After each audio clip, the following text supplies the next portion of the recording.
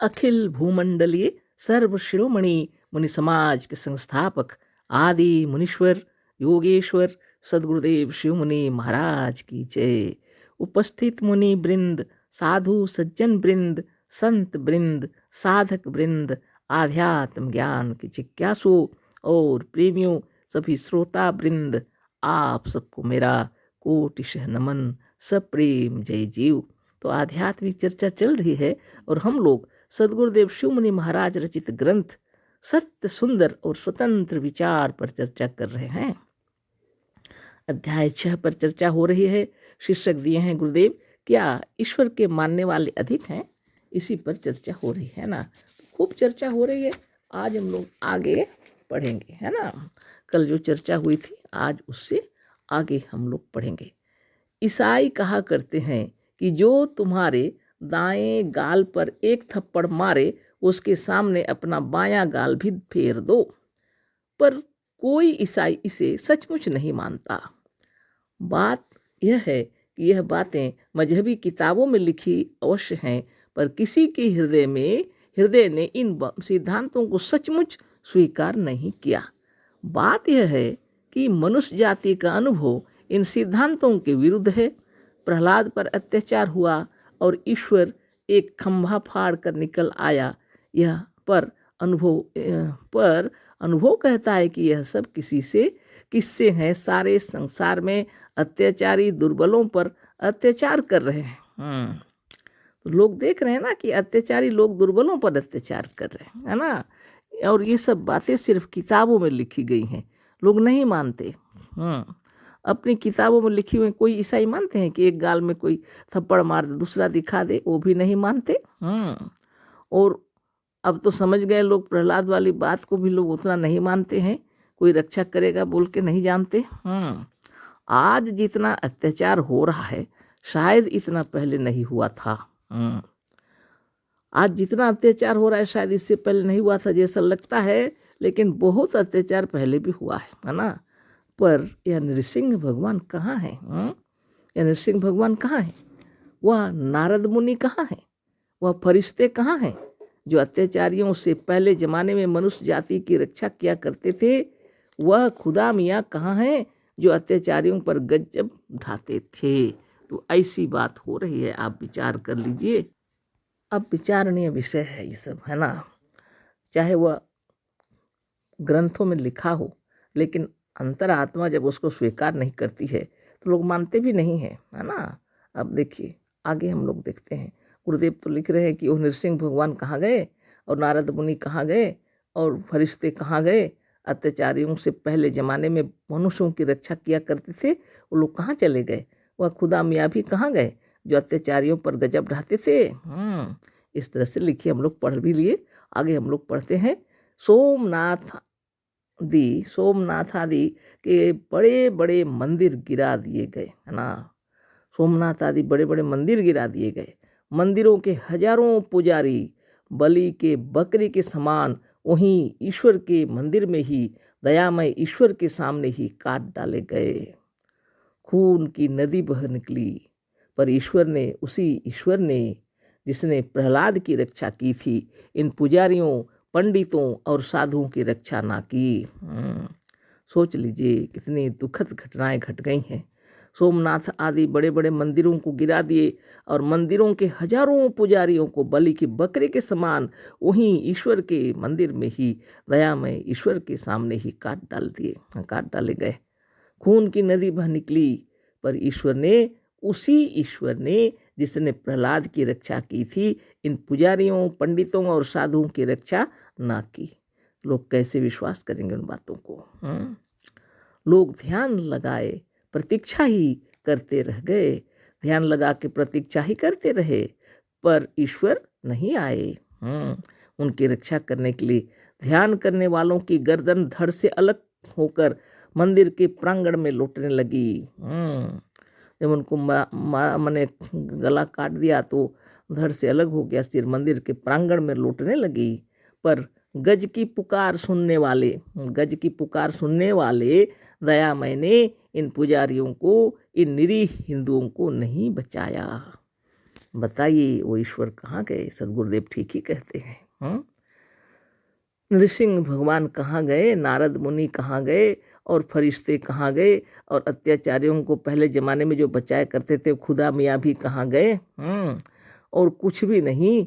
और ये सनातन धर्म के जितने देवी देवता और भगवान तो क्या, वो मंदिर में ही भगवानों के सामने ही इनको काट करके लोग मार दिए, खून की नदी बह गई, है ना।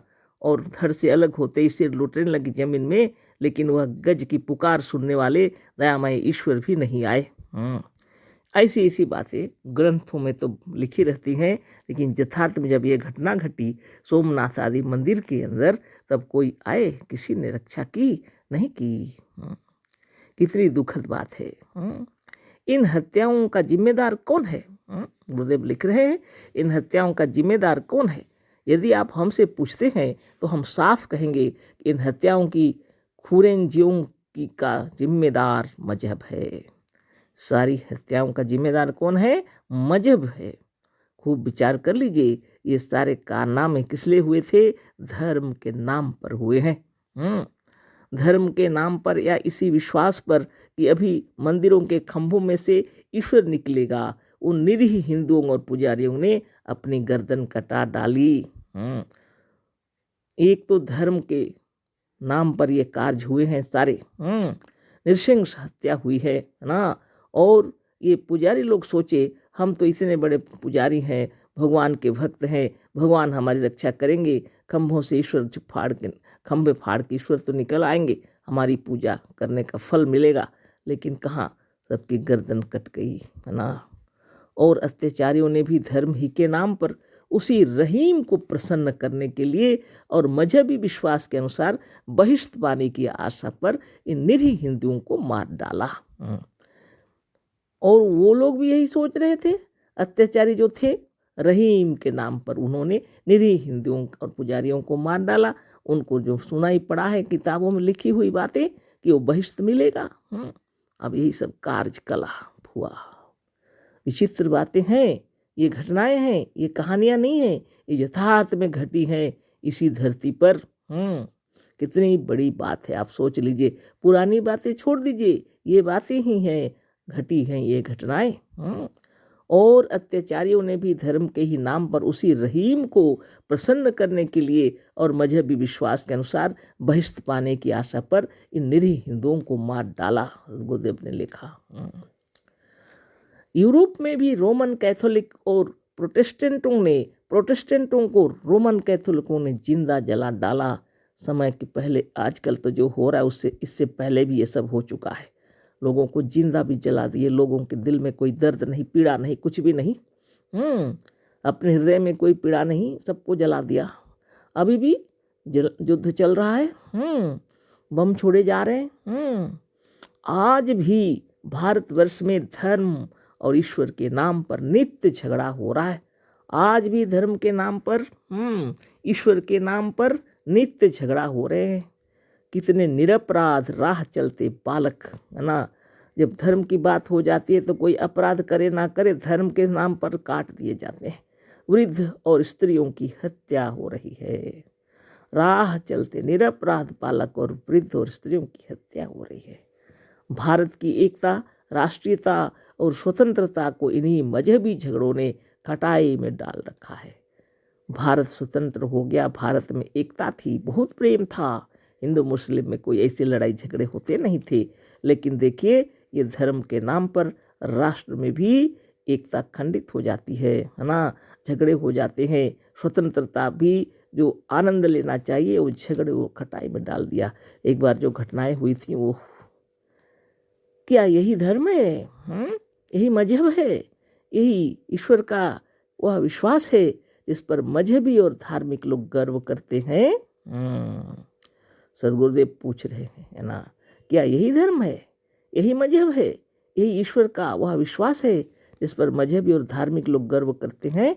हम सत्य कहते हैं, यह हत्याएं, यह घटनाएं, यह अत्याचार और यह झूठाई इस बात को साबित कर रही है कि सचमुच ईश्वर को मानने वाले संसार में एक भी नहीं है। ये सब विरोधी काम करते हैं, एक दूसरे को मार डालते हैं। कौन ईश्वर को मानते हैं? कुछ नहीं, ये धर्म के नाम पर, ईश्वर के नाम पर इतने नरसंहार हो जाते हैं। मजहबी किताबों में और धार्मिक ग्रंथों में अनेक झूठे किस्से ईश्वर की दयालुता और भक्त वत्सलता से भरे पड़े हैं। भक्त वत्सल बोलते हैं, ईश्वर को दयालु बोलते हैं, इन किताबों में भरे पड़े हैं, लेकिन समय आने पर कोई कार्य नहीं हुए। पर इन झूठी कहानियों को लोग प्रकट रूप में मानते हुए भी सचमुच नहीं मानते। कैसे मानेंगे? कोई ईश्वर से नहीं डरता, कोई इन किस्सों को सचमुच सत्य मानकर ईश्वर के भरोसे नहीं है। ईश्वर ही के भरोसे हमारी भलाई हो सकती है, इसे कोई नहीं मानता। सर्वशक्तिमान ईश्वर के सामने झूठाई की जीत नहीं हो सकती। इसे मानते हुए भी, मुंह से कहते हुए भी लोग नहीं मानते। रात दिन अनेक प्रकार की चालबाजियां एक देश दूसरे देश के साथ और एक मनुष्य दूसरे मनुष्य के साथ कर रहा है। झूठ पर झूठ, धोखा पर धोखा और घात प्रति घात का बाजार गर्म है। प्रत्येक मनुष्य सत्य, ईश्वर, धर्म और सभ्यता की आड़ में छिपकर एक दूसरे को धोखा देना चाहता है। खुद विचार कर लीजिए, इतना हमने पढ़ दिया। और ऐसी बातें इस पर बार बार पढ़ के कौन इसको चर्चा करेगा? आगे पढ़ेंगे हम लोग, आगे देखेंगे जहाँ अच्छा लगेगा, है ना। तो ये तो दुख की बात है। ये सब धर्म और राजनीति से होते हैं नरसंहार। ये तो मालूम हो गया ना। यदि राजनीतिक गड़बड़ किया तो ईश्वर तो बचाना चाहिए, वो आते भी नहीं है। आगे फिर कल चर्चा होगी। आप विचार करते, हम भी विचार कर रहे हैं। अशेष धन्यवाद, कोटिशः नमन। सद्गुरुदेव शिव मुनि महाराज की जय। सप्रेम जय जीव।